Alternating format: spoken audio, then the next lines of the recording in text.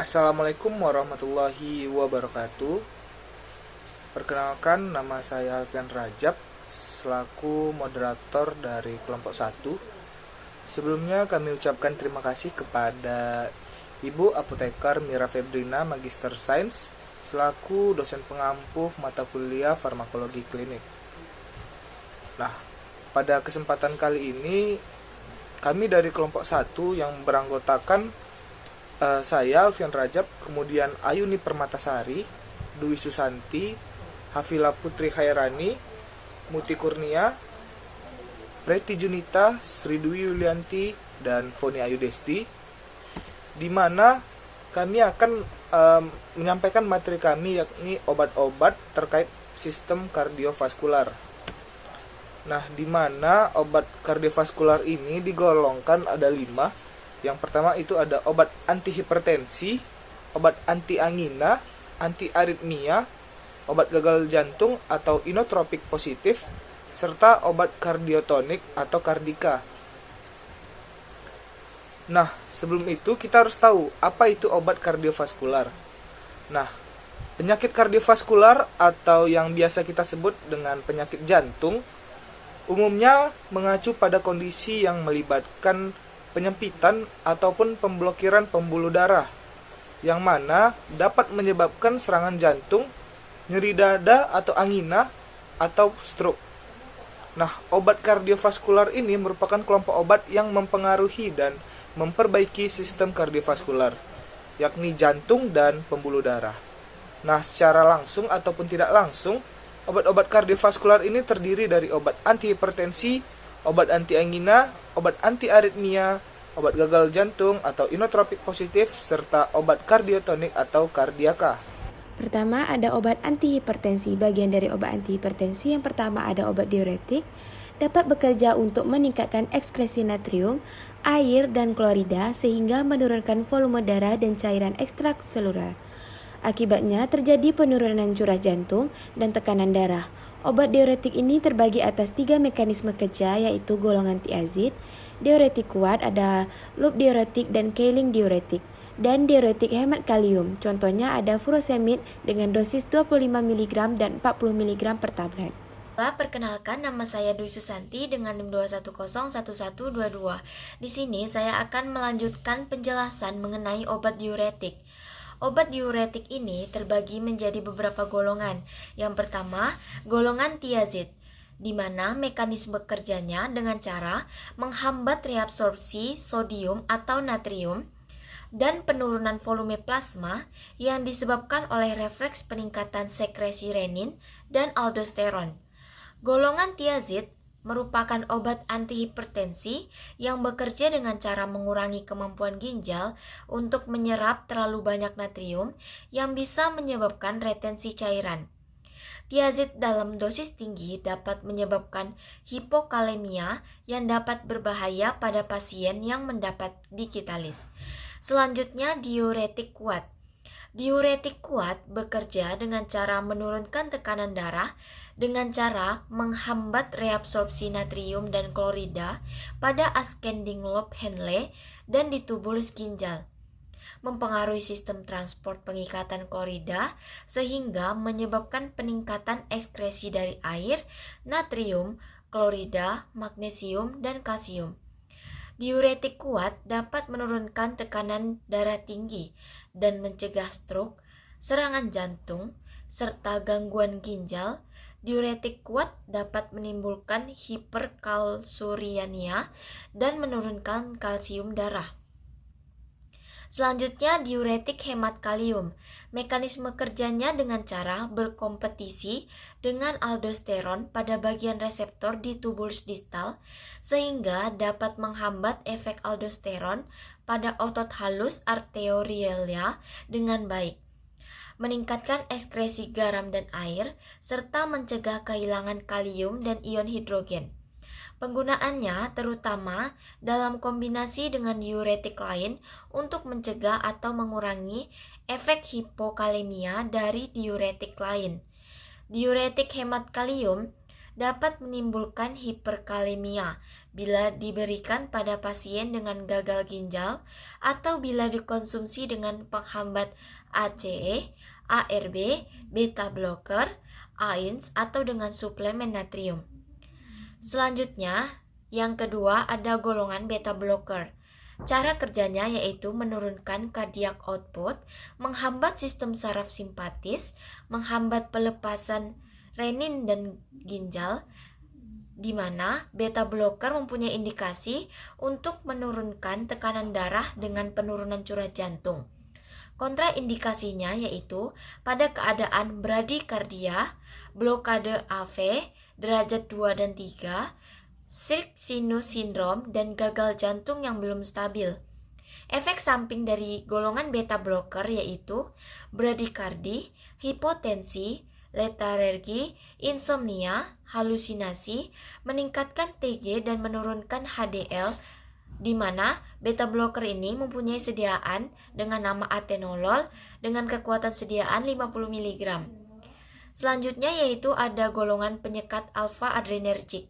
Cara kerjanya yaitu alpha blocker atau penghambat adrenoseptor alfa 1 memblok adrenoreseptor alfa 1 perifer yang akan mengakibatkan efek vasodilatasi karena merelaksasi otot polos pembuluh darah. Indikasi dari penyekat alfa adrenergic adalah untuk hipertensi yang resisten, di mana golongan ini mempunyai kontraindikasi pasien dengan riwayat hipotensi ortostatik, hiperplastia, prostat jinak, dan kemacetan saluran kemih bagian atas, infeksi saluran kemih kronis, atau batu kandung empedu. Efek samping yang ditimbulkan diantaranya retensi garam dan air, postural hipotensi, refleks takikardi, dan sinkop. Sediaan dari penyekat alfa adrenergic ada obat docazozin dengan kekuatan sediaan 2 mg. Selanjutnya ada golongan angiotensin converting enzyme atau ACE inhibitor. Cara kerjanya yaitu dengan cara membantu mengendurkan pembuluh darah untuk menurunkan tekanan darah, menghambat ACE yang berperan dalam produksi angiotensin 2. Indikasi golongan ini yaitu untuk menurunkan tekanan darah dengan mengurangi angiotensin 2 yang dapat menimbulkan vasokonstriksi dan sekresi aldosteron. Kontraindikasi golongan ini yaitu pada pasien yang hipersensitivitas. Efek samping dari golongan ACE inhibitor ini adalah batuk, angioderma orofasial atau pembengkakan rongga mulut, lidah, paratum, dan ovula, dan kerostomia ringan. Sediaan dari golongan ini adalah captopril dengan kekuatan sediaan 12,5 mg dan 2 mg. Selanjutnya golongan angiotensin 2 reseptor blocker atau ARB. Cara kerjanya yaitu dengan cara menghambat angiotensin 2 yang berikatan dengan reseptornya, sehingga angiotensin 2 tidak dapat bekerja. Indikasi dari golongan ini yaitu dengan cara menurunkan tekanan darah dengan menghambat efek angiotensin yang dihasilkan melalui RAAS, sedangkan ARB menghambat angiotensin 2 dari semua jalur. Kontraindikasi dari golongan ini adalah angiotensin reseptor blocker atau ARB harus digunakan secara hati-hati pada pasien dengan kerusakan hati, ginjal, serta dikontraindikasikan pada kehamilan. Efek samping dari golongan ini adalah pusing, kelelahan, diare, rasa sakit, serta infeksi. Sediaan yang beredar adalah valsartan dengan kekuatan sediaan 80 mg. Selanjutnya ada golongan kalsium channel blocker atau CCB. Cara kerjanya dengan cara menghambat aktivitas kalsium ataupun menghambat aliran kalsium ke dalam otot jantung dan di dinding pembuluh darah arteri. Indikasinya adalah mengontrol denyut jantung yang tidak teratur dan meredakan nyeri dada. Kontraindikasi dari golongan ini adalah pada pasien yang hipersensitivitas. Efek samping dari golongan CCB ini diantaranya pusing, mual, hipotensi, dan infark miokard. Sediaan yang beredar adalah captopril dengan kekuatan sediaan 12,5 mg dan 2 mg. Sekian, terima kasih. Assalamualaikum warahmatullahi wabarakatuh. Perkenalkan, nama saya Vila Khairani dengan NIM 2101118.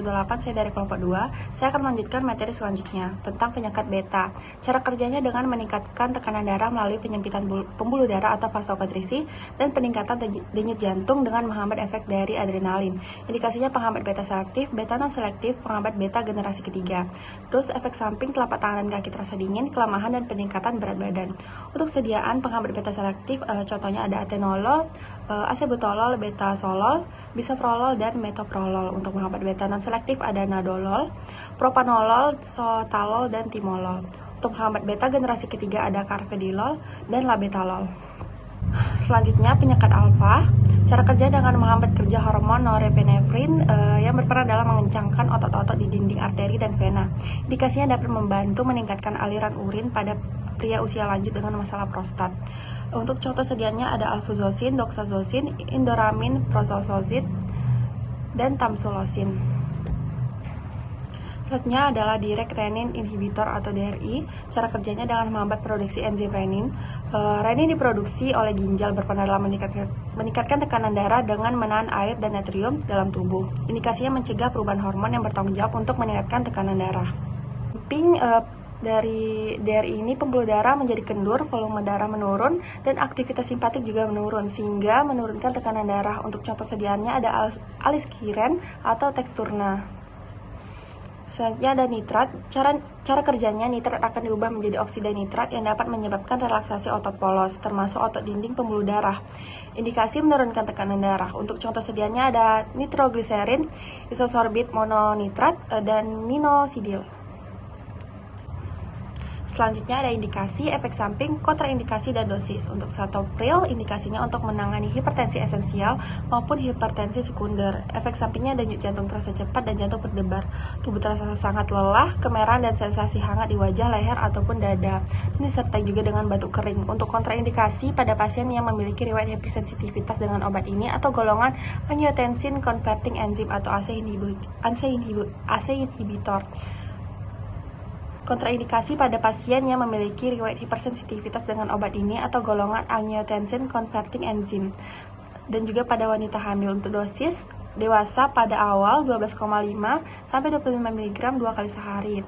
Dosis dapat ditingkatkan hingga 50 sampai 75 mg per hari 2 kali sehari setelah 2 minggu pengobatan. Untuk anak-anak, dosis awal 0,3 mg per kilogram berat badan per hari dibagi ke dalam 3 kali pemberian. Untuk anak usia kurang dari 1 tahun, dosisnya 0,15 mg per kilogram berat badan per hari dibagi ke dalam 3 kali pemberian. Untuk dosis lansia 6,25 mg 2 kali sehari, dan dosis dapat ditingkatkan tergantung pada tekanan darah pasien. Perkenalkan, nama saya Preti Junita dengan NIM 2101147.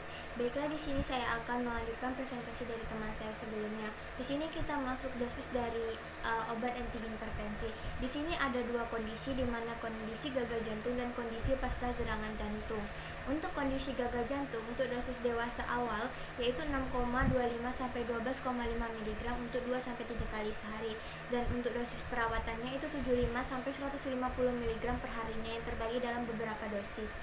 Selanjutnya untuk anak usia yang kurang dari 1 tahun, dosisnya itu 0,15 mg per kilogram berat badan untuk pemakaian 3 kali sehari, dan untuk anak dan remaja dosis awalnya itu 0,3 mg per kilogram berat badan 3 kali sehari. Untuk dosis lansianya yaitu 6,20 mg untuk 2 kali sehari, namun dosis ini dapat ditingkatkan tergantung pada tekanan darah pasien. Selanjutnya kita masuk ke kondisi pasca serangan jantung, yang dimana dosis awalnya itu kurang dari 24 jam sejak gejala muncul, itu adalah 6,20 mg, dilanjutkan dengan dosis 1,20 mg setelah 2 jam dan 20 mg setelah 12 jam. Untuk dosis dewasanya, dosis awalnya itu setelah lebih dari 24 jam sejak gejala muncul atau dalam 3-16 hari pasca serangan jantungnya adalah 6,20 mg. Untuk dosis dapat ditingkatkan menjadi 12,3 mg 3 kali sehari selama 2 hari dan 25 mg 3 kali sehari sesuai kondisi pasien. Untuk dosis pemeliharaannya 75 sampai 150 mg per hari dibagi ke dalam 2 sampai 3 dosis. Untuk lansia, dosis awalnya itu 6,25 mg untuk 2 kali sehari dan dosisnya dapat ditingkatkan tergantung kadar tekanan darah. Selanjutnya kita masuk ke obat anti angina. Sebelumnya kita harus mengetahui anti angina itu apa. Anti angina itu yang biasa disebut angina pectoris adalah adanya episode singkat iskemia miokardium yang terjadi karena ketidakseimbangan suplai dan kebutuhan oksigen pada jantung. Di sini ada mekanisme kerja obat anti angina, yaitu menurunkan kebutuhan oksigen jantung dengan cara menurunkan kinerja jantung menggunakan penyekat reseptor beta. Yang kedua, melebarkan pembuluh darah koroner sehingga aliran darah lebih lancar dan membawa lebih banyak oksigen. Dan yang ketiganya adalah mengkombinasikan kedua mekanisme tersebut. Selanjutnya angina itu terbagi dari 3 jenis, yaitu ada angina stabil, angina tidak stabil, dan angina varian. Nah, angina stabil ini angina yang paling memiliki pola teratur yang sering terjadi karena olahraga atau pemicu yang jelas. Untuk angina yang tidak stabil ini lebih tidak terduga dan berbahaya karena sering terjadi tanpa adanya gejala. Yang ketiga ada angina varian yang angina yang jarang ditemukan karena serangannya biasanya terjadi saat kita sedang istirahat. Selanjutnya kita masuk ke obat-obatan dari anti angina, yaitu ada nitrat, beta blocker, sama sel kalsium channel blocker. Nah, nitrat ini menyebabkan vasodilitas pembuluh kapasitansi vena dengan merangsang faktor relaksasi turunan endotelium atau EDRF yang digunakan untuk meredakan angina saat aktivitas, dan vasospatik dengan memungkinkan pengumpulan vena dan juga mengurangi tekanan di ventrikal sehingga mengurangi ketegangan dinding dan kebutuhan oksigen di jantung. Kalau beta blocker ini digunakan dalam profilaksis angina saat aktivitas dengan mengurangi kebutuhan oksigen miokard di bawah tingkat yang akan memicu serangan angina. Selanjutnya kita masuk ke calcium channel blocker. Calcium channel blocker ini digunakan dalam pengobatan angina stabil kronis dan paling efektif dalam pengobatan angina varian atau mencegah langsung vasospasme arteri koroner.